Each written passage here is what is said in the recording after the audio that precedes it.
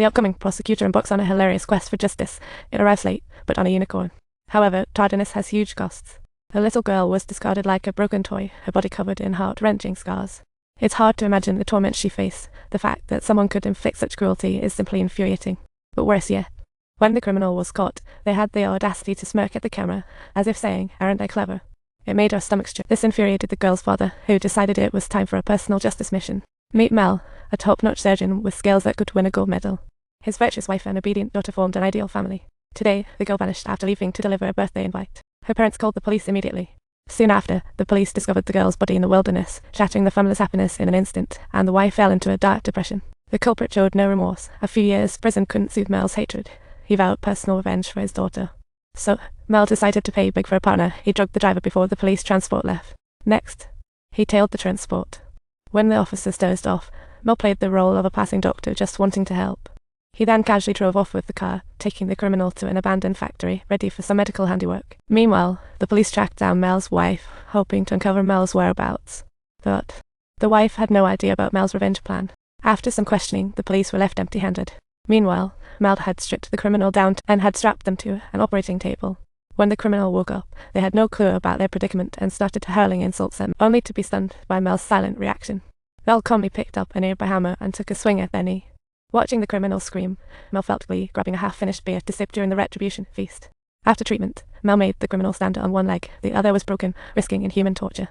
But this was just the beginning. Mel's quest for revenge was just warming up. The innocent little girl only wanted to live a happy childhood. To avenge his daughter, Mel hijacked the transport van, taking the criminal to his very own DIY prison. After a day of hospitality, Mel went to the basement, woke the criminal with urine. Shockingly, they still denied being the culprit. Listening to their nonsense, Mel's rage boiled over as he stomped on the broken knee, causing the criminal to scream in anger. But Mel wasn't planning to back down. When faced with more threats, he stomped again, for good measure. Since the kidnapping, Mel hadn't spoken a word. To him, talking to the criminal hurt his daughter. Mel's goal was crystal clear: do his best to torture the criminal until she finally faced the consequences of her actions. But could this revenge really heal Mel's pain? Later, Mel called his wife, only to find her urging him to stop. They had lost their only daughter. She didn't want to lose her husband. But Mel, consumed by revenge, wouldn't listen. He felt it was his duty to his daughter. If only he had taken her to school that day, none of this would have happened. Their daughter's birthday was in just 5 days, and he vowed to take the killer's life that day. His wife persisted in trying to dissuade him, but Mel's resolve to kill the criminal only grew stronger.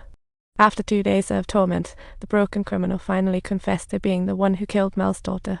She kept apologizing to Mel for forgiveness, but Mel said his daughter's life couldn't be restored with apologies. Mel tied up the criminal again, eager over upon seeing her misery. Mel found the revenge entertaining. But no matter how much he tortured the criminal, he couldn't bring his daughter back. Each time he lashed out, he spiraled deeper into madness. He thought it would bring joy, but it didn't. The police found no leads after days. From the start, they didn't take it seriously as no one wanted to do it. Every victim's father wanted to do it but didn't have the guts, making Mel's actions feel all the more real. On the 4th day, to keep the criminal living dramatically, Mel started checking her up. However, to Mel's surprise, his wife openly criticized his methods in the news. Furious, Mel called his wife, confused as to why she was blaming him when he was just avenging their beloved daughter.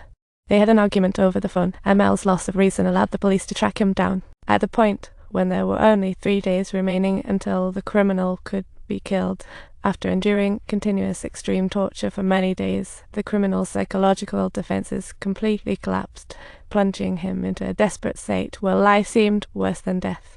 However, Mel wouldn't let her off. He injected her with a drug, keeping her aware yet paralyzed, with worse to come. In her lucid state, Mel took it upon himself to personally remove her kidney as part of his vengeance for his daughter. Mel cooked kidney soup, forcing her to drink. Days passed, despite his efforts to torture her. He found no joy in it. Through the torment, Mel felt as if he were living in hell.